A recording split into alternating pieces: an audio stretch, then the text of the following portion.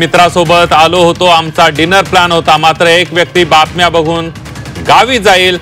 आदित्य ठाकरेंनी एकनाथ शिंदेना टोला लगावला। आताच्या घडीची एक सगळ्यात मोठी बातमी आपण बघतोय। मित्रासोबत आलो होतो, डिनर प्लॅन होता, मात्र एक व्यक्ती बातम्या बघून गावी जाईल असं म्हणत आदित्य ठाकरेंनी एकनाथ शिंदे यांना टोला लगावलाय।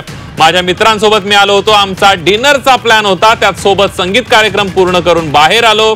माझी आणि देवेंद्र फडणवीस यांच्या भेटीच्या बातम्या ऐकत होतो, मात्र एक व्यक्ती आता या बातम्या बघून गावी जाईल असं वाटतंय। तुम्ही देवेंद्र फडणवीस यांना भेटलात का हे विचारताच यावर बोलणं टाळलं।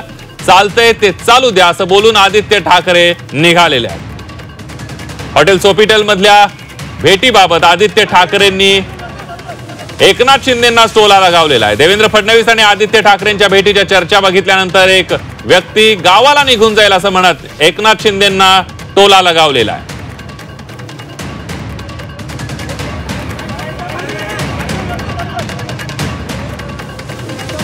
एक महत्वाची बातमी आपण बघतोय।